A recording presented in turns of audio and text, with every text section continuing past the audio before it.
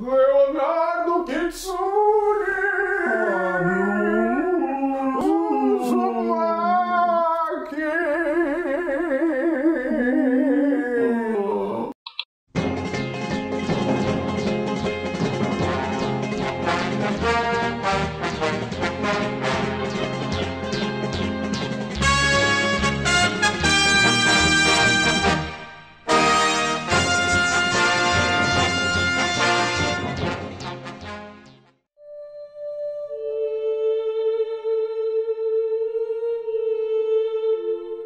Uzumaki, de Junji Ito, um dos, se não o mais famoso mangaka do horror japonês, é um mangá de terror sobrenatural publicado entre 98 e 99 na revista seinen Big Comic Spirits, a mesma revista, por exemplo, de 20th Century Boys e Oyasumi Pum Pum, e depois compilada em 3 volumes. O mangá foi publicado aqui no Brasil 2 vezes, uma pela Conrad na versão em 3 volumes e mais recentemente pela Devir em volume único. O conceito central, como em quase tudo de Junji Ito, começa simples. Na cidade de Kuroso, que literalmente significa redemoinho preto, uma garota começa a ser rodeada de casos de pessoas que enlouquecem. Todos os casos giram em torno de espirais. O pai de seu namorado fica obcecado por espirais até se tornar uma. A mãe dele enlouquece no hospital ao ver espirais por toda parte. O pai dela começa a criar misteriosas peças de cerâmica que saem do forno deformadas, repletas de espirais. Logo, a cidade toda é envolvida em uma espiral de loucura e, bom, qualquer outra coisa que eu diga aqui é spoiler, então vai ler o mangá antes de assistir o vídeo. Mas, sabe, de luz acesa. Nós resolvemos... Olha pra câmera. Não, tô olhando pra cá, pra Você tá obcecado pela espiral, né? O espiral lança os seus olhos para o centro. Vamos lá. Eu não tinha reparado que ela tá com a fase com cabelo espiral na É o cabelo enrolado em espiral. Mais icônico. Depois ela Não, muda. tô olhando pra cá. E tem a moça da cara em espiral também aqui, ó. Oh. E o casal aqui, ó. E o ouvido. E o ouvido. Vários bagulhos. Vamos lá. Altas espirais. Altas espirais. Muito bem. A gente resolveu falar de Uzumaki, de Junji Ito, aqui no VideoQuest, porque a editora Devir fez essa edição aqui em edição única, nos cedeu gentilmente uma edição de Uzumaki, a edição de Uzumaki. Muito obrigado. Nós vamos falar aqui, a gente não vai falar da edição da Devir, nós vamos falar de Uzumaki, a obra de Junji Ito. Então vamos lá, eu queria começar falando com vocês sobre suspensão de descrença e sobre a minha experiência. Eu acredito que muitos de vocês conheçam o conceito de suspensão de descrença. Para quem não conhece, uma explicação rápida, é basicamente a nossa habilidade de deixar de lado o fato de que a gente sabe que aquela historinha é de mentirinha para poder aproveitar aquilo. Então, quando você assiste Gundam, você sabe que não existem robôs gigantes, mas você suspende a sua descrença na existência de robôs gigantes e você entra naquela historinha. Na verdade, isso vai mais além do mais simples do... Eu sei que essas pessoas não existem, embora eu sei que São Paulo e traficantes existam. Mas, no caso, por exemplo, aqui no Rio especificamente, eu sei que o Baiano e o personagem lá do... Zé Pequeno? Zé Pequeno não existem. Exatamente. No Cidade de Deus, você diz, né? Cidade de Deus e no Tropa de Elite. Então, mas aí você deixa de lado... Ah, seu celular. Entendi aí. Oi. Tô fazendo uma gravação antes de começar o vídeo, o RPG. O RPG é só às 10. Mas a suspensão de descrença é uma via de mão dupla. De um lado, você tem o que a história faz para não quebrar esse contrato. É um contrato que você tem, né, com a história que você está assistindo. A história tem que fazer o suficiente para não quebrar esse contrato, para não tirar você de lá. O outro lado é o quanto você se permite ser enganado pela história. O quanto você se permite entrar no mundinho. Exato, ser enganado por aquela ficção. O quanto você se permite entrar naquele mundinho. E cada pessoa tem o seu próprio limite. Eu conheci, por exemplo, eu tinha um aluno que falava, um aluno de inglês muito tempo atrás, que ele falava que ele só assistia documentário. Que ele não gosta de ficção nenhuma. Porque é tudo de mentira e ele não gosta. Que é uma bobagem. Eu falei pra ele que eu achava uma bobagem. Eu acho uma bobagem. Mas eu tenho os meus limites. Tem coisas que eu não consigo entrar no mundinho. Tipo Tokusatsu. Toda vez que tem um novo Kamen Rider ou um novo Super Sentai, eu vou lá e vejo as fotos e os uniformes, porque eu adoro o design. Eu acho muito da hora. Mesmo os Kamen Riders mais recentes, que eu prefiro os mais insetoides, antigos, eu ainda quero ver como eles são. Mas assistir, quando eles começam a atuar e se movimentar, é uma deficiência minha. É realmente um problema que eu tenho.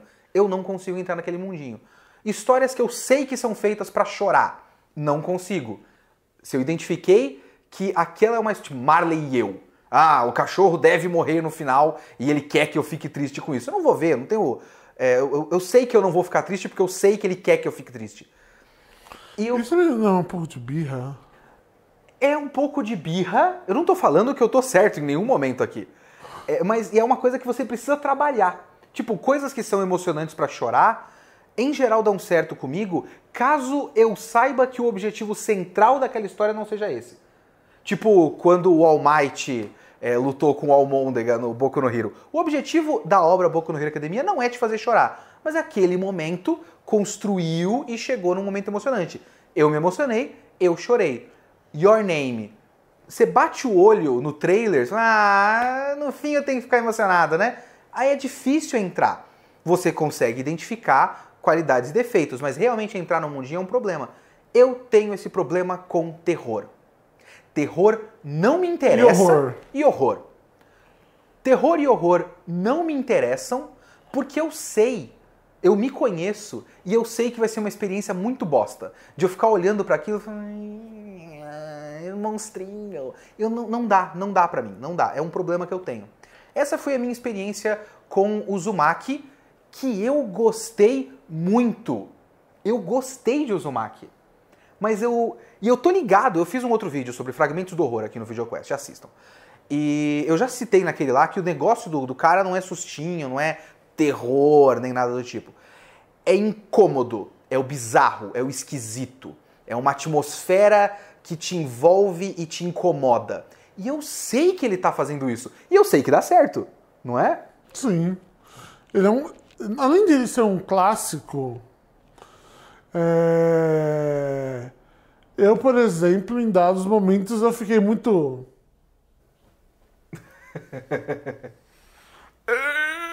Isso não tá certo não, gente. Você leu tudo de uma vez e você foi entrando na espiral de Uzumaki, né? Não, eu fui. Eu fui até o centro no final.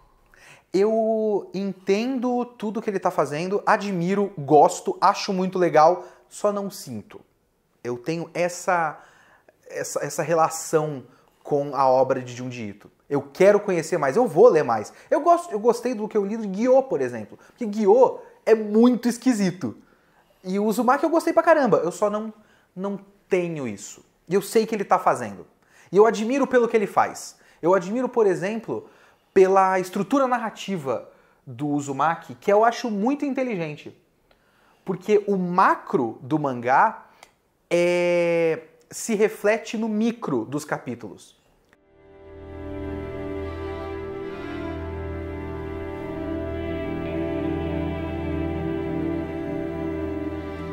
Tudo que o Uzumaki faz é ir preparando você. Ele começa com o pequeno e prepara você para aquele conceito pequeno. Isso é médico, né?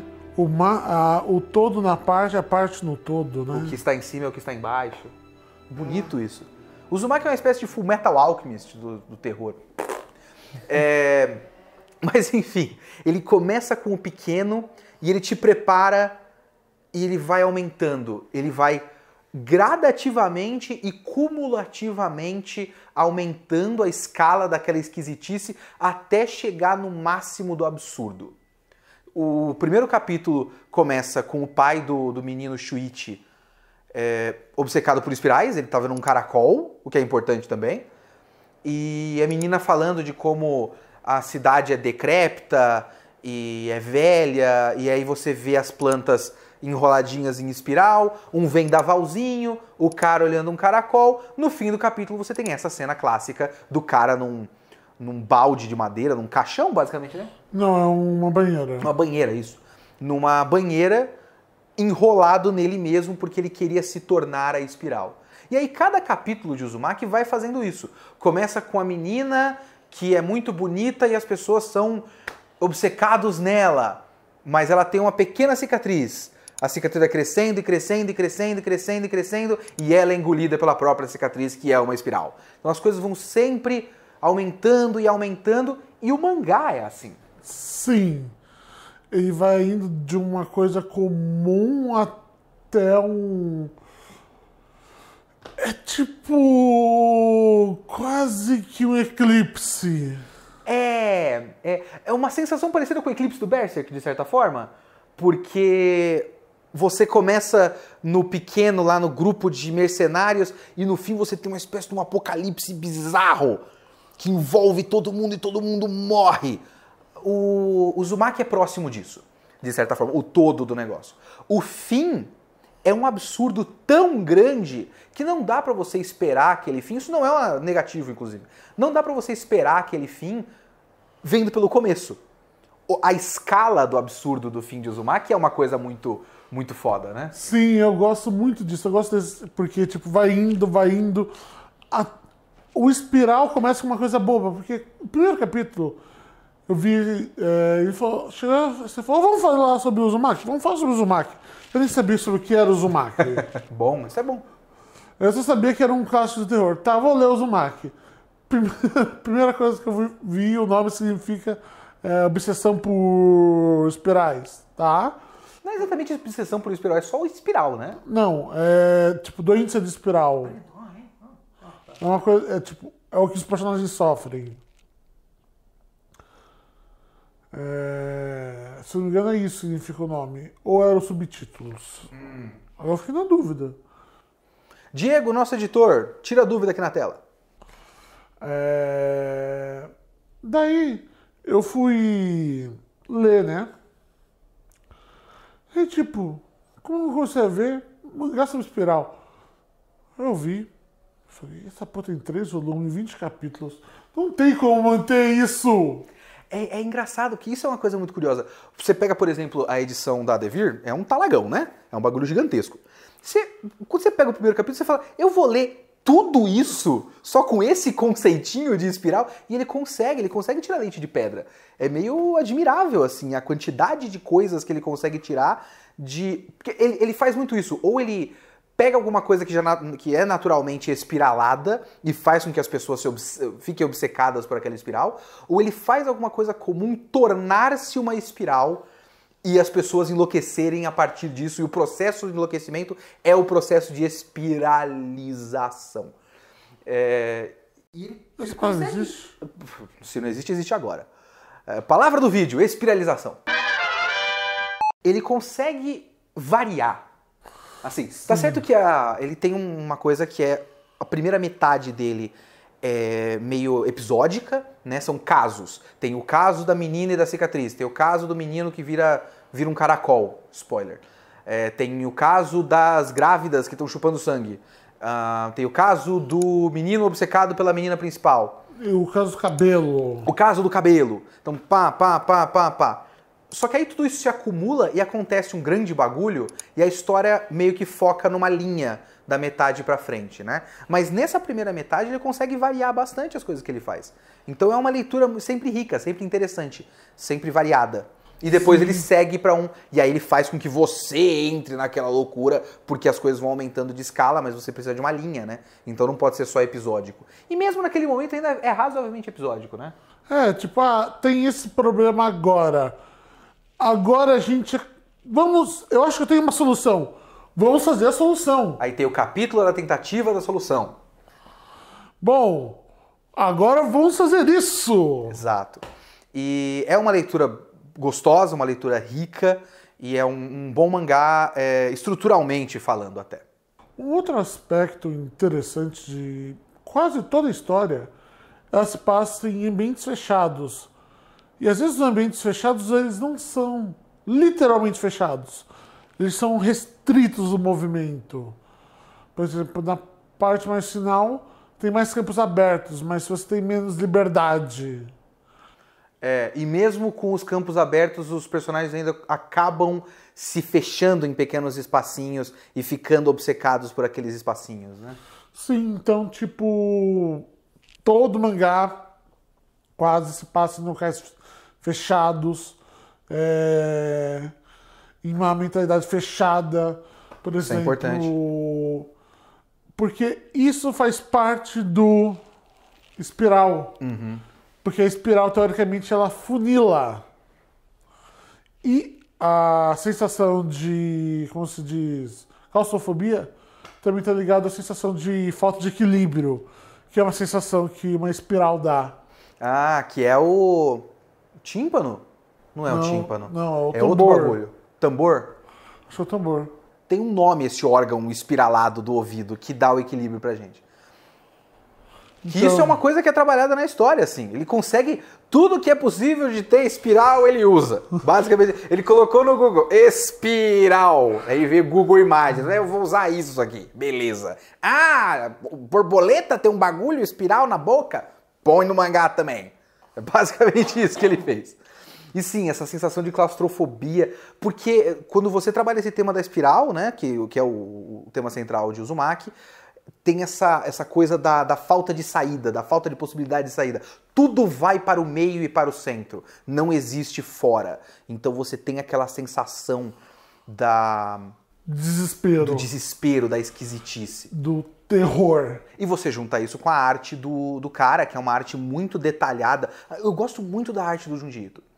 É um dos bagulhos que me fazem me interessar por Junji Ito. Como eu falei naquele outro vídeo dos Fragmentos do Horror, eu não me interesso por horror, mas eu me interesso por Junji Ito. Muito disso é a arte dele. Eu acho que a arte dele é uma estética de terror que não é a estética forçada de terror que me tira da coisa, sabe? Tem muita estética do terror que eu não consigo. Mas o Junji Ito tem um equilíbrio, ele é meio vintage até, de certa forma. Ele é um pouco retrô, digamos assim. Tem aqueles personagens que tem uma arte que é muito charmosa e também é muito limpa. Porque ele vai precisar deixar aqueles personagens cada vez mais escrotos. Então ele precisa começar limpo. Então todo mundo é bonito e limpo e a arte é clean. E eles vão ficando cada vez mais nojentos e escrotos. E aumentando o nível do seu nojo. E esse clima, essa corrupção é bem interessante porque isso trabalha muito com, talvez não necessariamente um tema, mas um clima total que tem a obra que eu gostaria de comentar.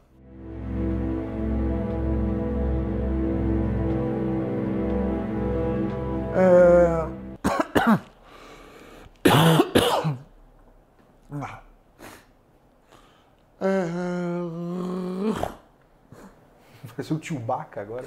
Eu tava tirando energia vital minha pra... Yes. Tem gente que paga pra ver isso. É fantástico. É isso que você ganha quando você paga R$50. Você ganha a gente gritando. Uau!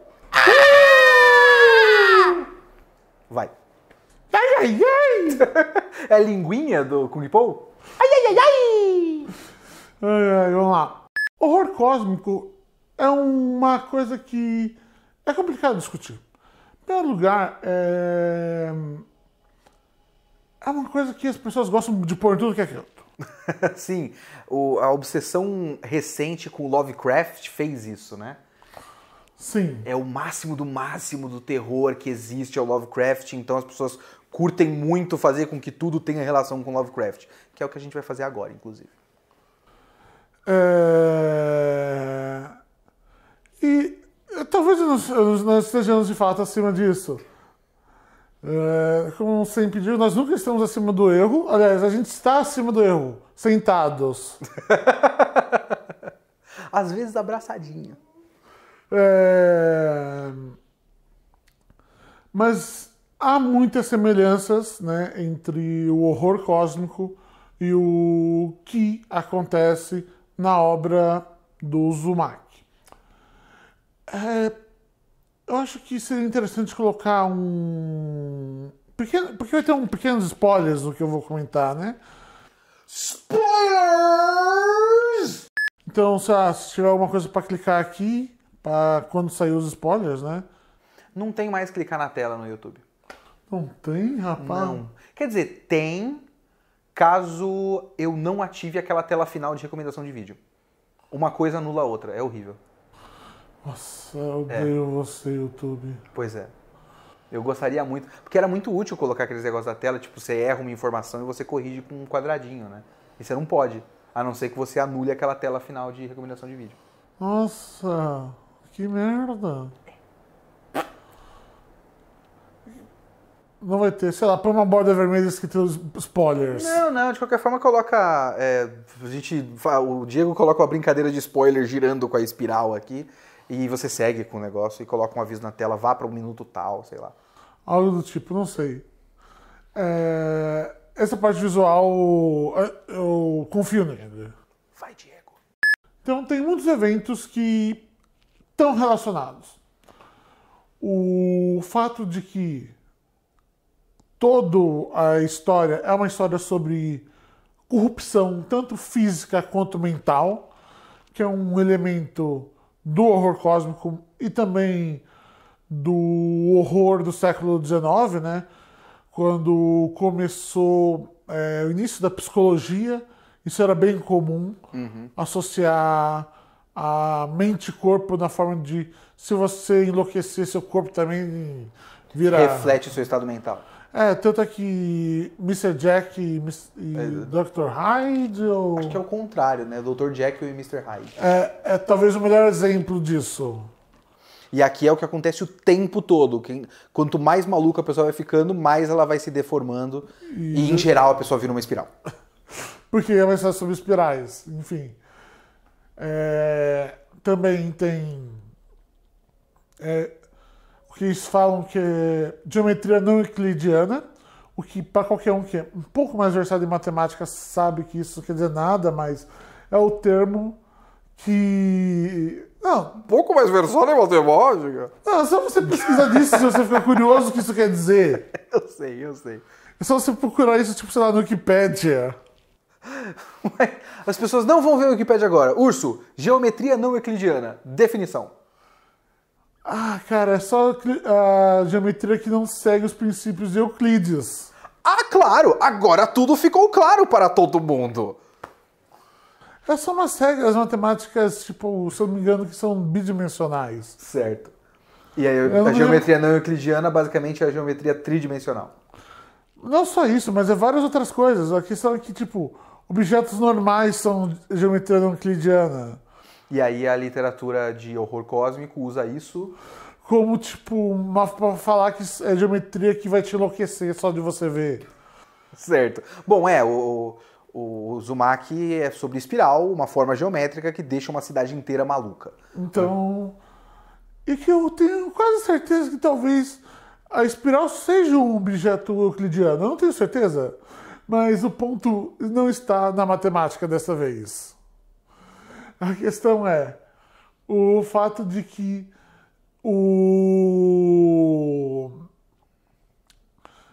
essa capacidade de objetos e formatos enlouquecedores, que acho que o melhor exemplo é o espiral, e o exemplo maior, e literalmente maior, é a cidade no final. Sim.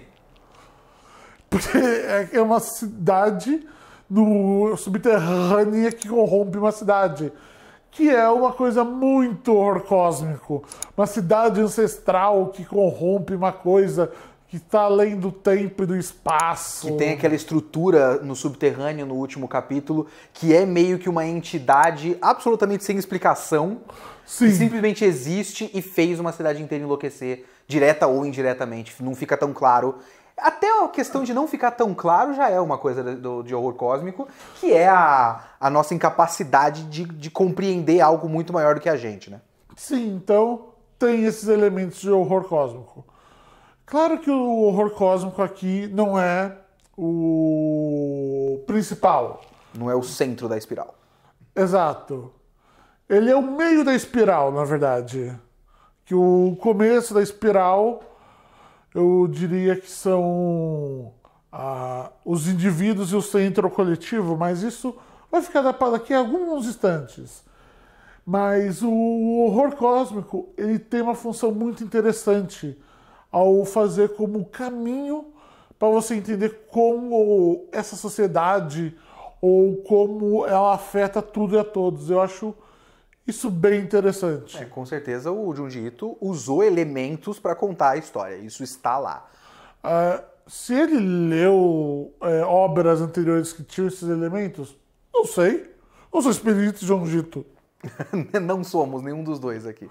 Então eu não posso afirmar que ele era grande fã, mas só que são temas, vamos dizer, comuns do mundo moderno. Então ele pode ter pego. O mangá é recente, o mangá é de 99. Então, tipo, a questão essas são temas interessantes e formas de mostrar o mundo interessante que eu gostaria de comentar, que eu achei interessante na apresentação.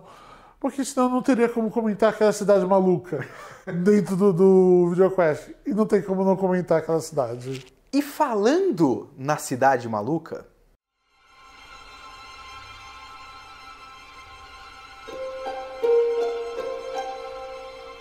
obsessão costuma ser um tema bastante comum, do pouco que eu li do Junji Ito. Você, naquele Fragmentos do Horror... É um comento da literatura, do horror, inclusive, então... O Ito, ele costuma fazer as pessoas ficarem obcecadas por alguma coisa muito específica e muito pequena, e aquilo aumentar de proporção e sair do controle. Por exemplo, tem aquela história que é muito famosa dele, é o Enigma da Falha de Amigara. É um conto que saiu na publicação do Guiô. Eu preciso terminar de ler Guiô. Guiô é muito legal, como eu já disse aqui. E o Enigma da Falha de Amigara é basicamente, teve um terremoto, abriu uma fenda numa montanha e nessa fenda tinha buracos em forma de pessoas e as pessoas ficavam malucas porque olhavam para aquilo e falavam, peraí, aquele buraco tem o meu formato, aquele é o meu lugar. E aí eles entram, enfim, leiam. Realmente, tentem achar por aí, é muito curto, é realmente um conto. É isso que acontece em Uzumaki. É muito curioso que quando eu parei para pensar sobre isso, eu fiquei pensando que meio que Uzumaki é a obra máxima sobre obsessão. Porque sabe quando você pega você desenha um círculo, 2 pontos e uma linha, e essa é a forma mais básica de desenhar um rosto humano? É quase como se o Ito tivesse identificado que a espiral é a forma mais básica de representar a obsessão. E aí ele fez um mangá inteiro de pessoas obcecadas pelo conceito de obsessão, de certa forma, pensando metalinguisticamente. E esse é o estopim, né, para tudo. Não dá para dizer que o tema... Eu acho muito amplo demais dizer que o tema de Uzumaki é obsessão, porque eu acho meio vazio. Sabe? O tema de Hamlet é traição. Não, tem coisas específicas sendo trabalhadas ali, além de traição. E tem coisas específicas sendo trabalhadas em Uzumaki que são maiores do que obsessão. Obsessão é o estopim. Mas tem coisas mais interessantes e mais específicas do que isso. E a obsessão também é trabalhado como um fator que separa as pessoas da sociedade. Isso é interessante como, por exemplo, no caso do pai dos ambos os protagonistas, né? Sim. Eles se isolam... Os 2 primeiros capítulos, né? Os 2 primeiros capítulos. Não, acho que o... 2 ou 3, um negócio assim? É por aí. Tipo, eles se isolam, eles começam a ficar obcecados, um coleciona objetos, outro, que era um artesão até muito bom, começa a ficar obcecado, ficar olhando aquele fogo que as almas estão queimando. Então, tipo, é bem interessante como eles se afastam da sociedade e começam a ficar cada vez pensando mais em espirais. Tem também a questão de como coisas muito esquisitas vão acontecendo ao longo da história, mas cada pessoa tá vivendo a sua vidinha e ninguém... É como se não tivesse uma consequência, um burburinho. né? E isso não chega a ser um defeito da história.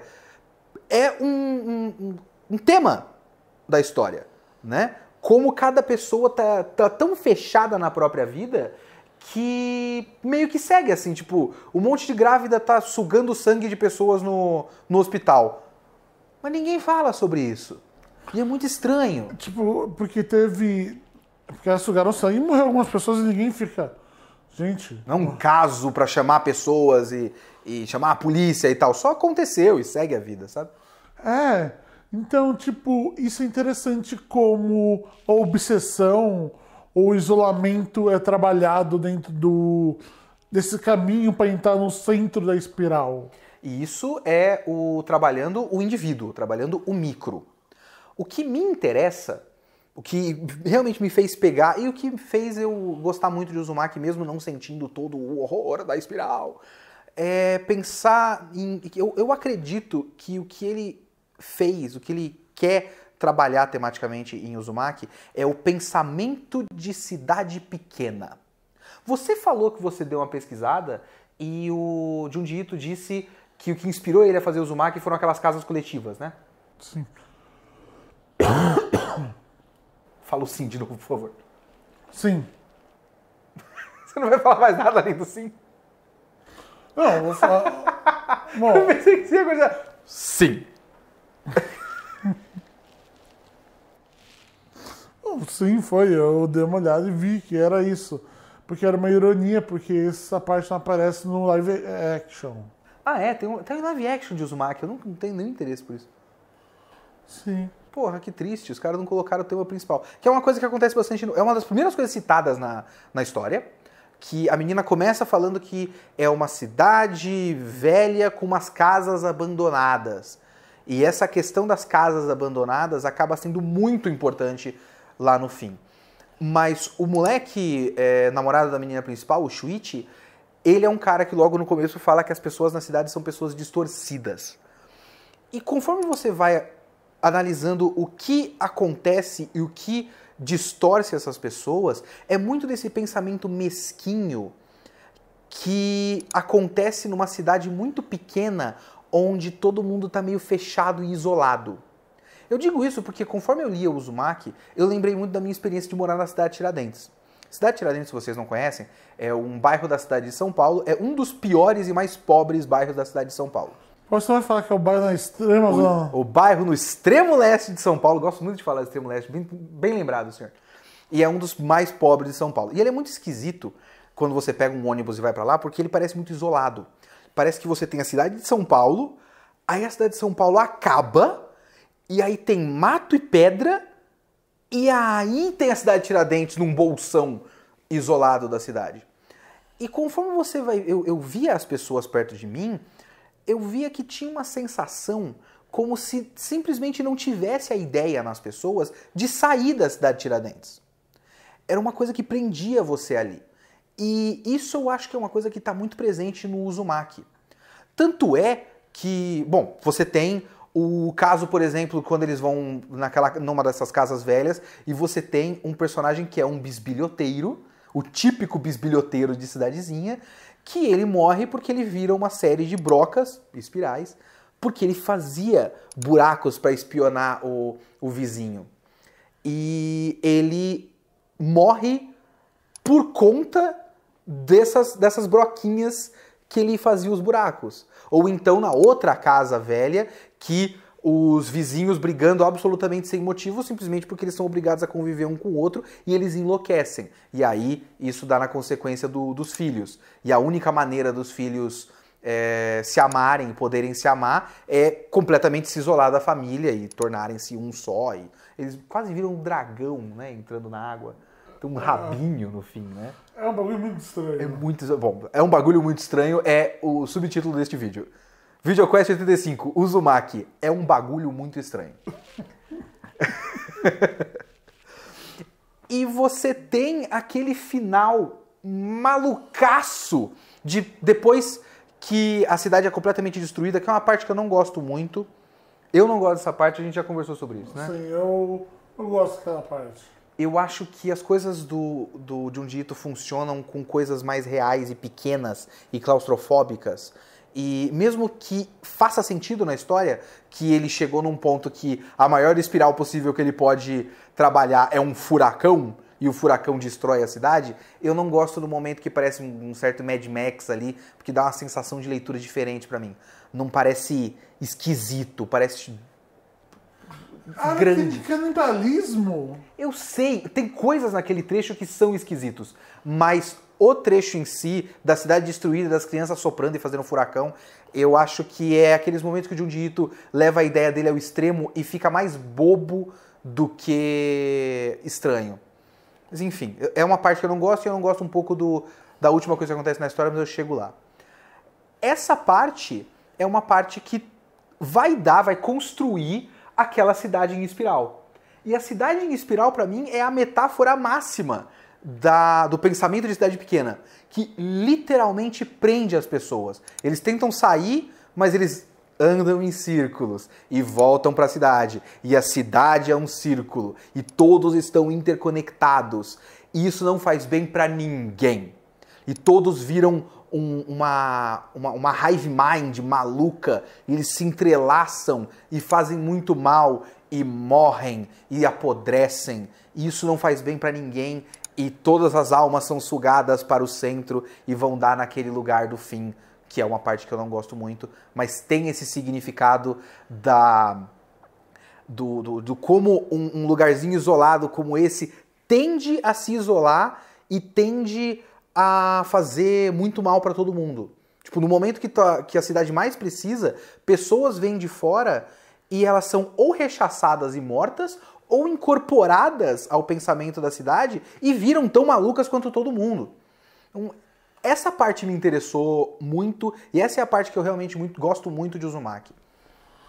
Eu vou dizer que eu não gosto dessa parte, mas eu gosto da loucura que isso vai. E quando chega na cidade lá embaixo, é o ponto da loucura máxima. A gente tem uns pontos de vista um pouco diferentes. Você curte muito aquela cena daquele geofront aberto ali, com uma espécie de um olho, né? Um bagulho maluco. Sim, na hora que eles começam a descer as escadas dos espirais negras. Você vai ter que explicar essa referência para as pessoas, Urso. Cara, eles têm Google. Espirais negras, mundo das trevas, né? É uma facção maligna do lobisomem apocalipse. Tá. Google. Vocês já têm todas as informações que precisam, gente.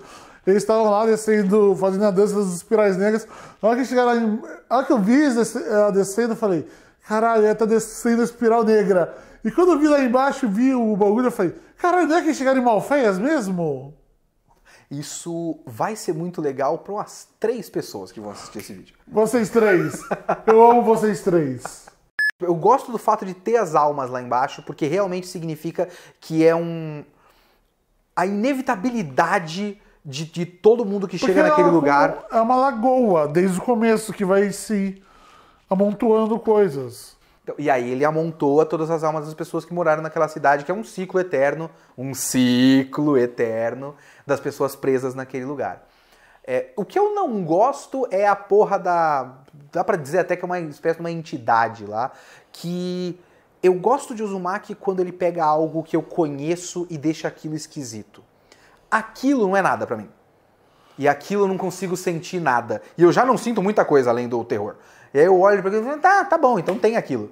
Eu realmente não gosto desse detalhe. Mas eu gosto por causa que é nada. É você chegar diante de...